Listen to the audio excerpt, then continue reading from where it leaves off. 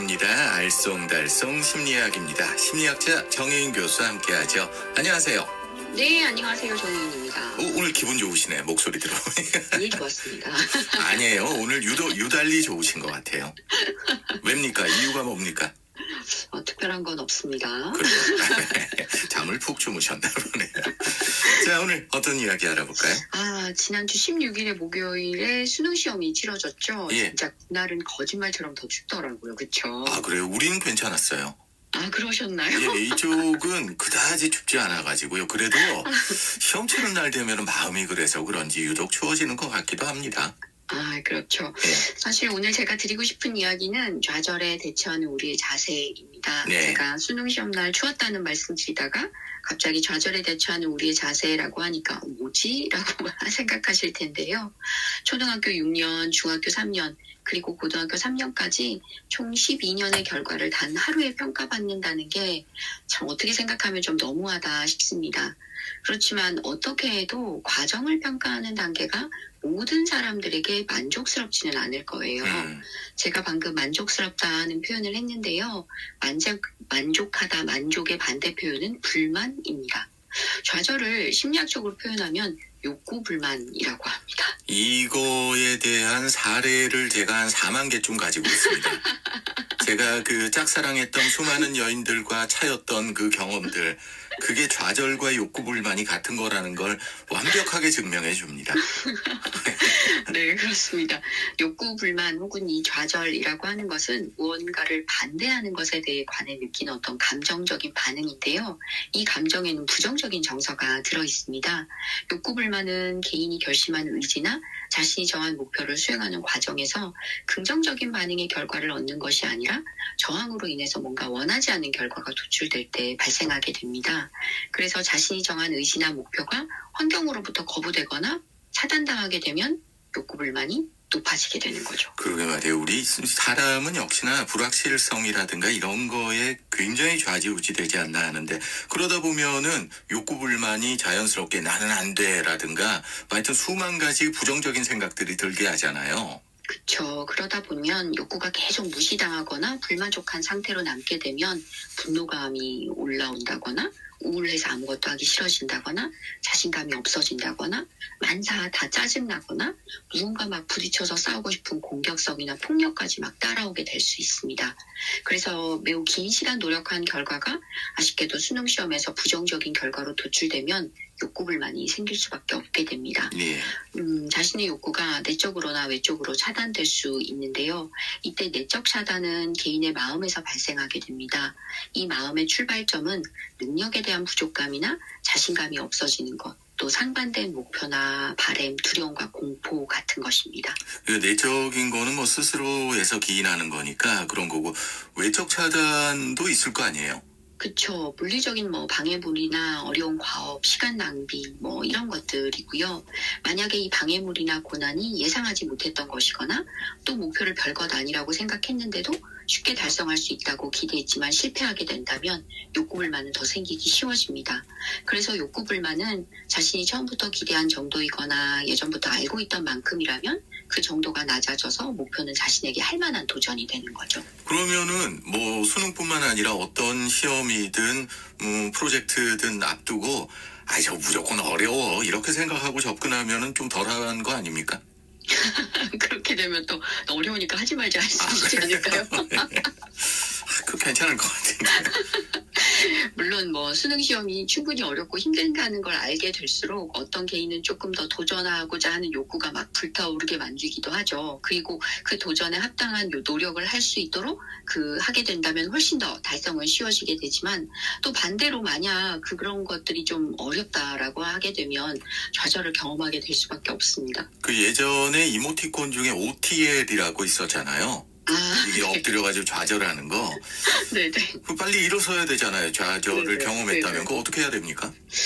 좌절을 경험했다 해서 빨리 일어서라. 이게 참 말은 쉽지만 그것을 행하는 게 사실은 굉장히 어렵습니다. 그렇죠. 예, 그렇기 때문에 이 좌절이나 욕구불만이 어떻게 해서 생기는가를 좀 생각을 해보게 되면 이 반대의 것들을 좀 생각할 수도 있습니다. 그래서 좌절이나 욕구불만이 생기게 되면 수동공격적인 행동이나 분노감이나 폭력 등으로 막 표현될 수 있거든요. 그래서 예를 들면 시험에서 좋은 성적을 거둘 수 없었던 거 모두 다 엄마 때문이다 라고 하거나 그래서 아무것도 하지 않겠다. 또는 혹은 시험 결과가 좋지 못한 것을 자신을 향하게 만들어서 모든 것이 그냥 될 대로되라 난 아무것도 안 하겠다. 이렇게 하게 되면 나쁘지만 또 이것이 무조건 나쁘지만은 않거든요. 그래요? 욕구 불만이 일어나게 되어야 내가 누군가 싸워서 이기겠다 하는 고군분투하는 마음이 생기도록 또 하거든요. 그래서 이 욕구 불만이 생겨야 내가 도전을 하겠다, 내가 무조건 저걸 꺾어보겠다 하는 마음이 생긴다는 것입니다. 욕구불만이라는 말이 참 부정적으로 들리잖아요. 근데 네, 그렇죠. 꼭 그런 건 아닌 것 같은데요. 듣고 네, 보니까. 맞습니다. 네. 네, 그래서 욕구불만을 참아낸다는 것은 어려운 과업에 직면했을 때 그것을 좌절해내고 막아내는 능력이 생긴다라는 거고요. 그 참아내는 능력이 낮은 사람들의 성격 특성에는 분노와 관련이 있고 참아내는 능력이 높은 사람들의 성격 특성에는 이 분노보다는 과업에 대한 인내가 더 오래 가는 것입니다. 그래서 예를 들어서 욕구불만을 잘 참아내는 능력이 높은 아이들은 유의미한 욕구불만 경험이 없어도 장애나 실패를 대처할 능력이 있는 겁니다. 반대는 물론 그렇지 않겠죠. 그래서 그 유명한 마시멜로 실험도 여기와 연관되어져 있습니다. 마시멜로 실험이 드디어 나오는군요.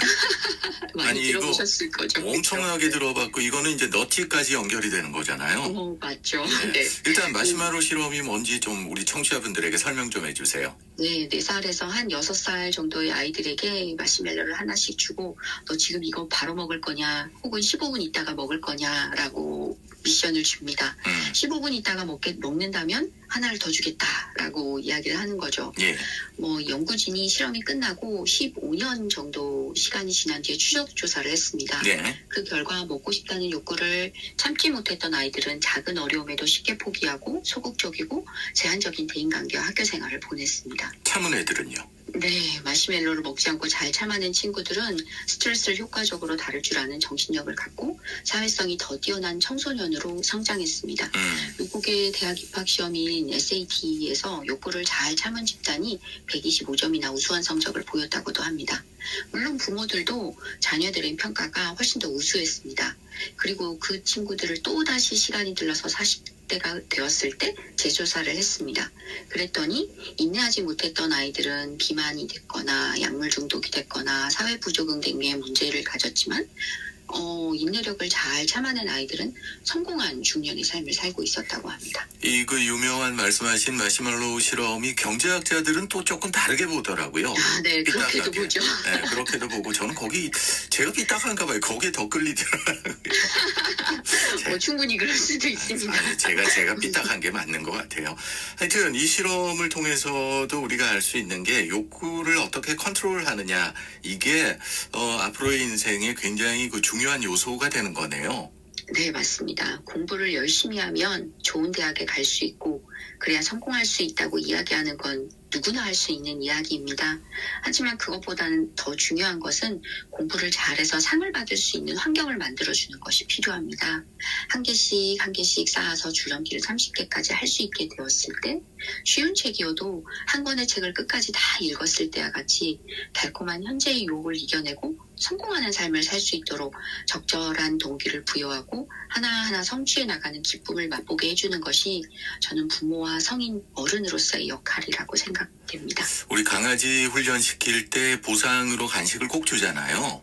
네, 그렇습니다. 저는 그게 강아지하고 비교해서 싫으실 수도 있겠지만은 사람에게도 필요하다고 생각하거든요. 아닙니다. 아니에요? 말씀이고요. 그래요? 예. 네, 제가 이 동기를 부여하고 과정을 칭찬하는 것의 중요성에 대한 것을 오늘 가져온 것도 수학 능력 시험에서 좋지 못한 결과를 얻고 좌절하고 있는 수험생들과 가족들에게 이것보다 더 중요한 것이 있다는 말씀을 드리고 싶기 때문입니다. 네. 사실 누구나 다 인생을 살아보면 아시잖아요.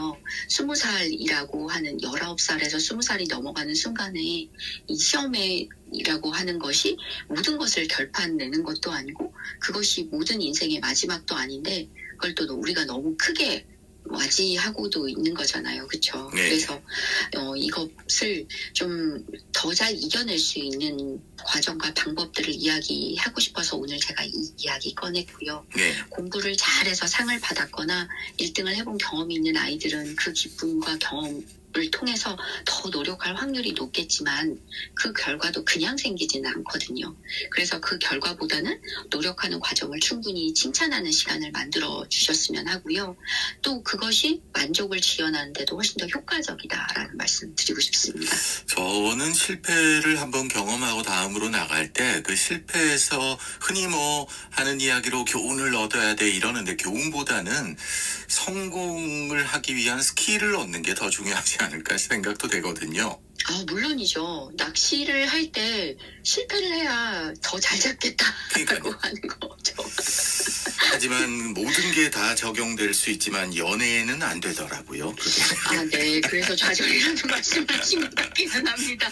알겠습니다. 이 수능 치고 성적 조금 안 좋아서 걱정하는 학생들, 학부모님들 오늘 좀 위로가 됐으면 좋겠네요. 알쏭달쏭 심리학 오늘도 정혜인 교수와 함께했습니다. 감사합니다. 네, 감사합니다.